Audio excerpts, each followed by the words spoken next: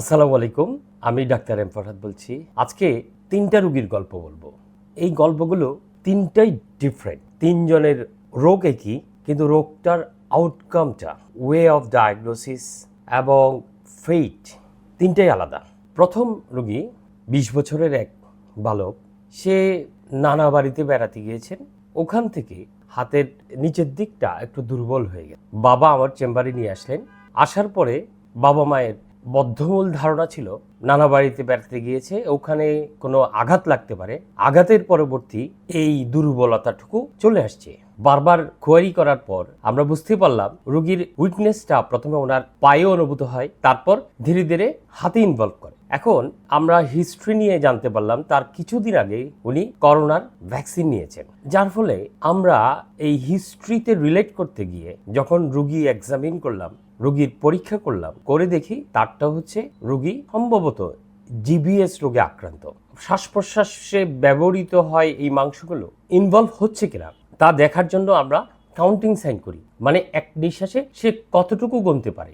আমি দেখলাম সে কিন্তু যে ইয়াং বয়সে তার এক নিঃশ্বাসে গণা দরকার, গুনতে পারা উচিত, ততটুকু সে গুনতে পারছে না। তখন আমি তার বাবাকে বললাম ওর আর্জেন্ট ট্রিটমেন্ট লাগবে। উনি দ্রুত ওই রাতেই নিউরোসায়েন্স ইনস্টিটিউটে নিয়ে যান। সকালে পৌঁছাতেই রোগীর অবস্থা আরেকটু খারাপ হয়ে যায়। তবে ভালো একটা নিউজ হচ্ছে তার থরো পরীক্ষা হয়, হওয়ার পরে জিবিএস ডায়াগনোসিস হয় এবং তাকে ইমিউনোগ্লোবুলিন নামক ইনজেকশন দেওয়া হয়, দিয়ে সে এখন পুরোপুরি সুস্থ। এই আমার সেকেন্ড রুগীটা সেই ইউনিভার্সিটি লেভেলের স্টুডেন্ট। ও হঠাৎ করে 4 হাত পা দুর্বল নিয়ে আমাদের কাছে আসে। আমি তখন তাকে থরো পরীক্ষা করে জিবিএস এর যে প্যাটার্নের উইকনেস তা পুরোপুরি প্রকাশিত হয়। আমি তাকে 2টা অপশন দেই, আপনি ঢাকা অথবা চট্টগ্রাম খুব দ্রুত নিয়ে যেতে হবে। তখন তারা চট্টগ্রামে নিয়ে যান। চট্টগ্রামে গিয়ে ওই রোগীর অবস্থা আরও খারাপ হয়ে যায় এবং তাকে আইসিইউতে ভর্তি করা হয় এবং রোগীকে এই আগের রোগীর মতো ইমিউনোগ্লোবুলিন দেওয়া হয় এবং রোগী এখন 80 to 90% ইমপ্রুভড। রোগী এখন বাসায় চিকিৎসা চলছে। হোপফুলি আর কিছুদিনের মধ্যে সে পুরোপুরি ভালো হয়ে যাবে। আমার তৃতীয় রোগী হচ্ছে, উনিও ইয়াং এক ছেলে। সে তার হালকা উইকনেস ছিল পায়ে এবং হাতে। ধীরে ধীরে 2 সপ্তাহ পরে ওর উইকনেসটা বাড়তে থাকে, কিন্তু সে আমার কাছে যখন আসে তখন 2.5 মাস পরে আমি তখন দেখি সে অনেক সময় অনেক হেল্প নিয়ে হাঁটতে হয়, যা খুব কষ্ট করে উঠতে হয়। সে আসলে স্বাভাবিক কাজকর্মগুলো করতে পারছে না। তার বন্ধু তাকে নিয়ে আসছে, তাকেও পরীক্ষা করে দেখলাম সে জিবিএস রোগেই আক্রান্ত এবং তাকে আমরা ফিজিওথেরাপি অ্যাডভাইস করি। ফিজিওথেরাপি যতটুকু ভালো হয়। এখানেই লক্ষণীয় যে একটা নির্দিষ্ট সময় আছে, ওই সময়টার মধ্যে রোগীকে স্পেসিফিক চিকিৎসা নিতে হবে।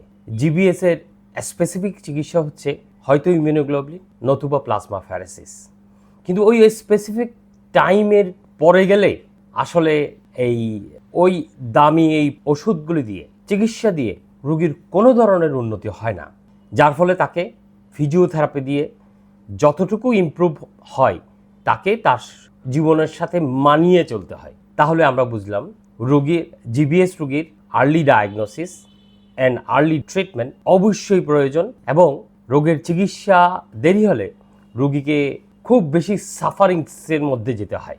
যদি প্রথম 2টা রোগীর দিকে দেখি, ওরা যদি ওই সময় না এসে যদি সময় ক্ষেপণ করতেন, তাহলে ওদের যে দ্রুত আইসিইউতে যাওয়া লাগছে, এই আইসিইউ সাপোর্টের অভাবে ওদের অনেক অঘটন হয়ে যেতে পারত। কিন্তু তৃতীয় রোগীটার ওর উইকনেসটা অত বেশি ছিল না, যার ফলে তার রেসপিরেটরি মাসেলস, শ্বাস প্রশ্বাসের মাসেলসগুলো ইনভলভ হয়নি, যার ফলে উনি এটা ওয়েট অ্যান্ড ওয়াচ, দেখি না কতটুকু হয় এরকম করে।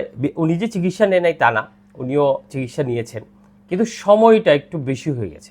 তাই যেরকম উইকনেস, হাত পা উইকনেস অথবা পায়ের পরে হাত উইকনেস, দুর্বলতা, এগুলো নিয়ে কখনো হেলাফেলা করবেন না। আপনি অতি দ্রুত আপনার নিকটস্থ চিকিৎসকের শরণাপন্ন হন এবং সুস্থ থাকুন। আজ এই পর্যন্ত, ভালো থাকবেন।